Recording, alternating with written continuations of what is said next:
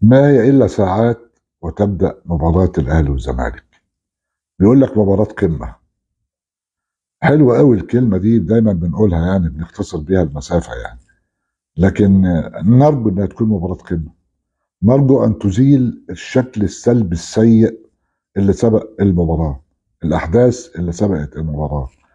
حصلت حاجات كلكم عارفينها ومش هتكلم فيها، وانتهت إلى إنه المظهر العام والشكل العام بقى يعني في غاية السوء. وبالتالي إذا لم تنجح هذه القمة، وإذا لم يلتزم اللاعبون، وإذا لم تكن الإدارة هنا والإدارة هنا على مستوى المسؤولية، وأن تنضبط الجماهير وتشجع بشكل لائق، أعتقد أنه بدون كده وبدون الخروج المباراة بصورة تزيل كل الآثار السلبية لما سبقها، أعتقد أنها ستكون وصمة عار في جبين الكرة المصرية.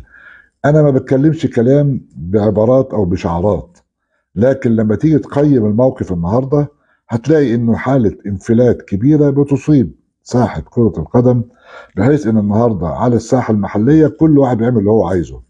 شفنا حاجات كتير جدا بتشير الى انه عمليات تدليل للعيبه، وعمليات يعني طبطبه كبيره، سبسبه ملهاش حل، وصلت الحاله النهارده انه ما بقتش الصوره بس شكلها مش حلو في ملاعب المصريه، لكن يخشى عليها ان هي تخرج بعبلها في الشارع العربي اللي بيبص للكره المصريه ويبص لمصر على انها حاجه كبيره جدا. الناس بتبص لمصر والاهلي والزمالك على ان هم اكبر حاجه. فازاي يبقى الشكل كده، وازاي المظهر كده، وازاي الحاله توصل لكده؟ انا بعتقد انه الساعات القليله القادمه اللي بتسبق المباراه دي طز في الامور الفنيه والتعليمات التكتيكيه والخططيه والخزعبليه. لا، اعتقد انه الاهم النهارده ان اداره الاهلي تقعد مع لاعبتها وتكلمهم كلام الصوره تطلع حلوه ازاي. اداره الزمالك عليها جهد كبير جدا جدا، لانه مش هخش في تفاصيل، صوره سلبيه وسيئه جدا. الجماهير لازم تساعد ان الشكل العام للكره المصريه وسمعه مصر وهيبه مصر ما بقاش نتكلم بقى بالشعارات. احنا يعني الشعارات دي خلاص عاف عليها الزمن. احنا بنتكلم بالواقع، بنشوف التنظيم ازاي هنا، والقانون هنا، والامور بتمشي ازاي هنا وهناك وفي كل الدنيا.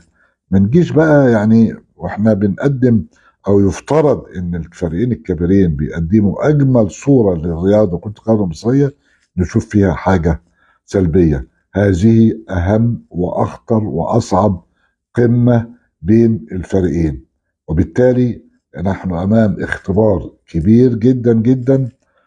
اذا سقطت فيه القمة هتسقط فيها حاجات كتير جدا في الكرة المصرية.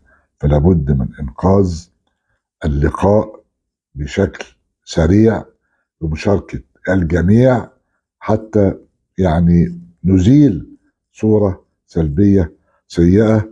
ما نقدرش نتكلم في تفاصيلها النهارده، وانما من الممكن ان نجبر ان نفتح ملفها بعد العودة الى مصر. وشكرا لحضراتكم.